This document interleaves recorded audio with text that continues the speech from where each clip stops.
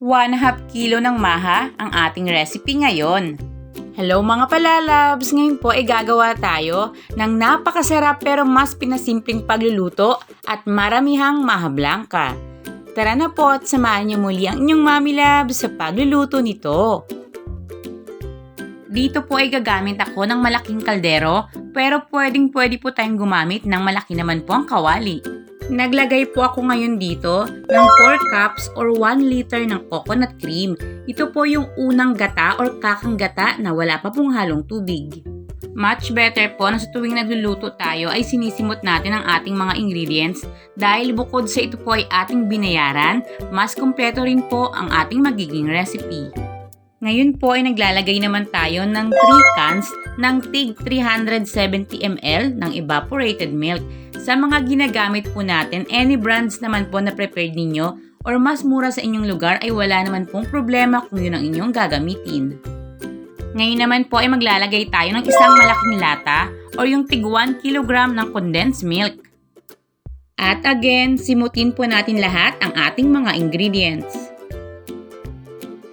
Hahaluan rin po natin ito ng 2 cans ng tig 425 grams ng whole kernel corn. Ito po yung mga nasa lata na buo po yung mga butil ng mais. Kung gusto niyo pong gamitin ay yung medyo durog, wala naman pong magiging problema sa pinakalasa. Haluin po natin itong mabuti. Then sa isang malinis uli na mixing bowl, maglalagay naman po tayo ng 1/2 kilo or 4 2/3 cups ng cornstarch or corn flour. At dito po ay ihahalo na natin yung ating 6 cups or 1.5 liters naman ng coconut milk. Ito naman po yung pangalawang gata, may halo na po itong tubig.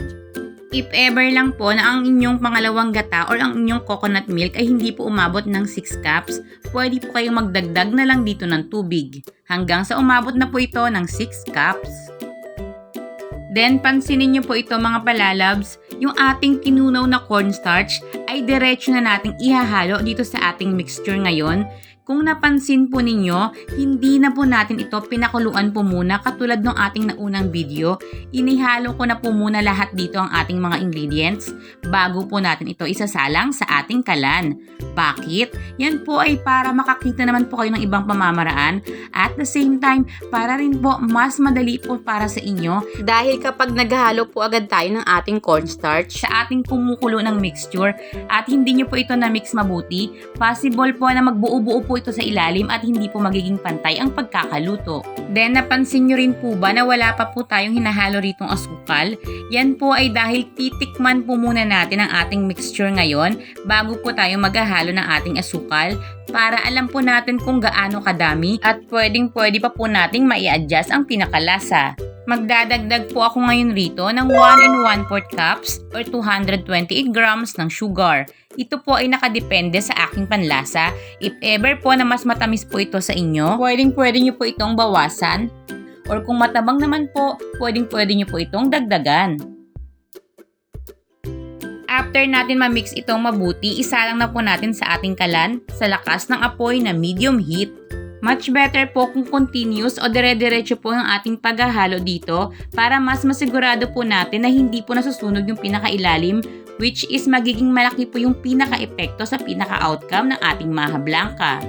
Ito po ay aking inurasan para naman po may ideya na kayo kung gaano katagal natin ito lulutuin. Pero still nakadepende pa rin po ito sa gagamitin yung lakas ng apoy at sa gagamitin nyo pong kaldero na paglulutuan. Kapag mas makapal po kasi katulad po ng gamit ko ngayon, syempre mas matagal naman pong papasok yung pinakainit na nanggagaling sa ating kalan. Pero sa gamit ko po ngayon, inabot po ng 25 minutes over medium heat bago po ito nagsimulang mamuo. Kapag napansin po ninyo nagsimula na po itong mamuo, hihinaan na po natin ang ating kalan sa medium-low heat.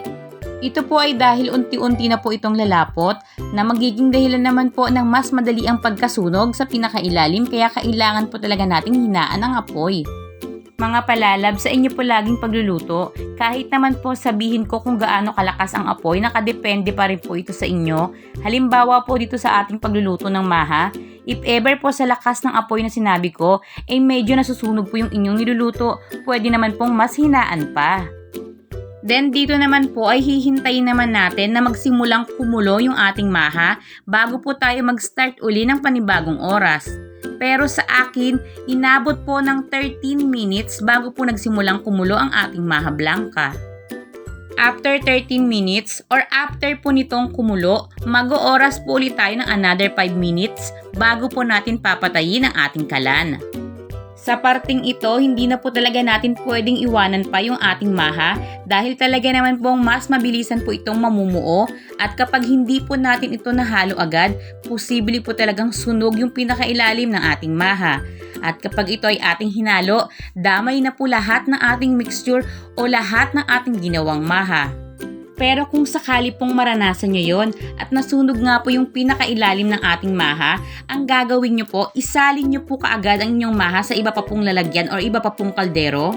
Huwag nyo muna itong hahaluin nang sa ganon hindi po mahalo yung pinakasunog sa ilalim sa iba pa po nating mixture at masave pa po natin yung mga natirang hindi nasunog. Mga palalabs, hangad ko po talaga na yung aking magiging outcome ay kaparehas na magiging outcome ninyo dahil lagi ko pong sa inyong sinasabi, hindi ko po hangad dito sa YouTube channel ko na kumita lang. Gusto ko po talagang makapagbahagi sa inyo para naman po batid ko na kahit maliit lang po na pamamaraan, may mga tao akong natulungan kahit gaano pa po ito kalayo sa akin. Ngayon po ay nagsimula na itong kumulo, mag-start na po tayong mag-oras ng 5 minuto. Dapat po ay nakaredy na yung mga container nating gagamitin o yung ating mga pagsasalinan dahil madali lang po itong mamuo. Kaya kapag ito po ay natapos ng lutuin, dapat po agad-agad natin itong isasalin sa ating mga lalagyan. Gamit po ang 16 inches na bilao na binalutan po natin ng aluminum foil at pinaibabawan po natin ang dahon ng saging para naman po sa festive na presentation, mabilisan po nating isasalin yung ating maha. Dahil nga po madali lang po itong mamumuo habang ito po ay lumalamig, dapat po maiplaten po agad natin yung pinakaibabaw ng ating maha.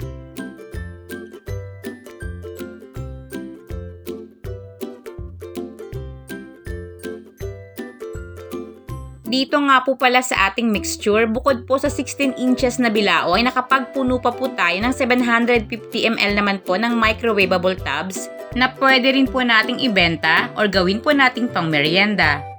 Then palamigin po muna natin itong mabuti bago po natin ito i-cut.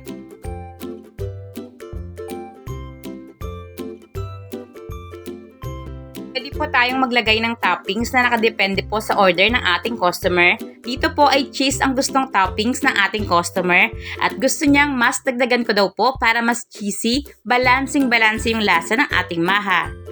Gagamit lang po ako rito ng 195 grams ng grated cheese. At pwede naman pong ibudbud nyo na po ito diretso sa pinakaibabaw katulad po ng nasa ating microwavable tubs. Pero sa akin maglalagay po ako per slices para po sa tuwing may kukuha nito, saktong-sakto po yung nakalagay na cheese. And tcharan! Heto na po mga palalabs, yung mas pinasimple pa po nating pagluluto ng ating Maja Blanca. Sana po ay mas naibahagi ko ito sa inyo ng detalyado nang sa ganon parehong-pareho po talaga yung magiging outcome ng ating Maja Blanca. Ang lasa po nito ay napaka-creamy at saktong-sakto lang po yung tamis. Nagbalanse pa po yung pinaka-toppings natin na keso. Ngayon naman po ay pag-usapan na natin ang lahat ng ating ginastos, kung ilan po ang ating nagawa, magkano po natin ito pwedeng ibenta, at syempre kung magkano po ang ating posibleng kitain kapag ito po ay isasama natin sa ating food business.